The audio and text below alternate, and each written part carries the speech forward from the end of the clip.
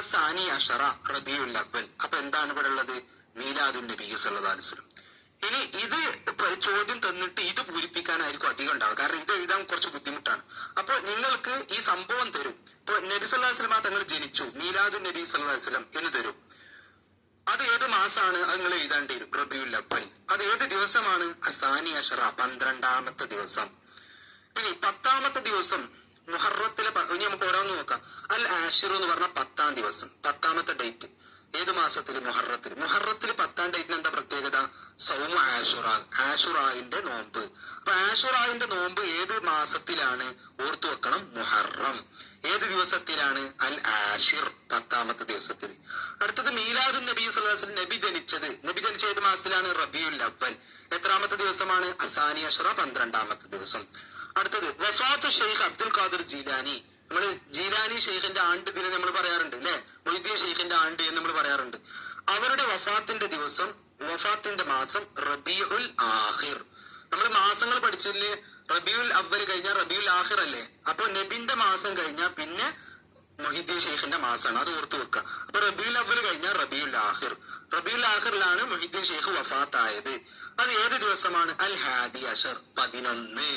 അപ്പൊ റബീഉൽ അവ്വൽ 12 നബി ജനിച്ചത്, റബീഉൽ ആഖിർ 11 മൊഹീദ്ദീൻ ഷെയ്ഖ് മരണപ്പെട്ടത്, വഫാത്തായത്. അടുത്തത് നബി സല്ലല്ലാഹു അലൈഹി വസല്ലം തങ്ങൾ മിഅ്റാജ് പോയി അല്ലെ. നബി തങ്ങൾ എന്ത് ചെയ്തു? 7 ആകാശം അതിനപ്പുറമൊക്കെ സിയാറത്തിന് പോയില്ലേ? നബി തങ്ങൾ അള്ളാനെ കാണാൻ പോയില്ലേ? അതാണ് മിഅ്റാജ് നബി, നബി തങ്ങളുടെ മിഅ്റാജ്. അത് ഏത് മാസമാണ്? റജബ്. റജബ് എത്രയാണ്? അസ്സാബി വൽ ഇശ്റൂൻ, 27, 27ാമത്തെ ദിവസം. അടുത്ത യൗമു ബദർ.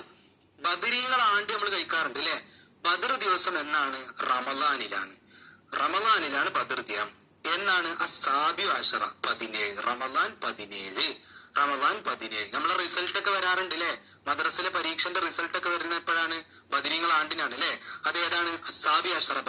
ബദരീങ്ങളെ ആണ്ട് വരുന്നത് റമദാൻ 17 അടുത്ത ഈദുൽ ഫിത്ർ അല്ല, നമുക്ക് എല്ലാവർക്കും അറിയാം. ചെറിയ പെരുന്നാൾ ഏത് മാസമാണ്? ഷവ്വാൽ എന്നാണ്? അൽ അവ്വൽ, 1ാമത്തെ ദിവസമാണ്. അടുത്തത് യൗമു അറഫ. ഇപ്പൊ നമ്മൾ അടുത്ത് കഴിഞ്ഞതാണ്. നമുക്ക് മദ്രസ ഒക്കെ പൂട്ടിയിരുന്നു അറഫ ദിവസം അല്ലെ. അത് ഏത് മാസമാണ്? ഈ മാസത്തിൽ ദുൽഹിജ്ജ. എത്രാമത്തെ ദിവസമാണ്? 9ാമത്തെ ദിവസം, അത്താസിഉ. അടുത്ത ഈദുൽ അദ്ഹ, വലിയ പെരുന്നാൾ. അത് ഏത് മാസമാണ്? ഈ മാസം തന്നെ, ദുൽഹിജ്ജ. എത്രാമത്തെ ദിവസമാണ്? അൽ ആഷിർ, 10ാമത്തെ ദിവസം. ഇനി ഇതുമായി ബന്ധപ്പെട്ട ചേരുംപടി ചേർക്കാനാണ്. ഇവിടെ സഫർ കൊടുത്തിട്ടുണ്ട്, റമദാനും യൗമു ഈദുൽ അദ്ഹ അഷ്ഹറു സാനി അൽ യൗമു സാദിസ് അസാനി അഷർ. ഇവിടെ നമുക്ക് ഏറ്റവും എളുപ്പമുള്ള നമ്മൾ ആദ്യം നോക്കാം. ഏതാണ് ഏറ്റവും എളുപ്പമുള്ളത്? ഇതാ, അൽ ആഷിറു മിൻ ദുൽഹിജ്ജ. ദുൽഹിജ്ജ 10 എന്താണ്? ബലി പെരുന്നാൾ അല്ലെ, യൗമു ഈദുൽ അദ്ഹ. അപ്പോ ഇത് ഇങ്ങോട്ട് ചേരുമ്പടി ചേർക്കേണ്ടത് അൽ ആഷിറു മിൻ ദുൽഹിജ്ജ യൗമു ഈദുൽ അദ്ഹ. അടുത്തത് വെള്ളിയാഴ്ച, യൗമുൽ ജുമുഅ, വെള്ളിയാഴ്ച എന്ന് പറയുന്നത് യൗമുൽ ജുമുഅ, വെള്ളിയാഴ്ച. അത് ഏതിനോടാണ് മാച്ച് ചെയ്യേണ്ടത്? അപ്പൊ നോക്കാം. അപ്പൊ അൽ ആഷിർ മിൻ ദുൽഹിജ്ജ, ബലി പെരുന്നാള്. ഇനി യൗമുൽ ജുമുഅ, വെള്ളിയാഴ്ച എത്രാമത്തെ ദിവസമാണ്? അൽ യൗമു സാദിസ്, 6ാമത്തെ ദിവസമാണ്. 6ാമത്തെ ദിവസമാണ് ഇത്, വെള്ളിയാഴ്ച. എന്താണ് അറബിയിൽ പറയുക? എന്താണ് 12 അറബിയിൽ പറയുക? അസാനി അഷർ. 12. അടുത്തത് റമദാൻ. എന്താണ് പ്രത്യേകത?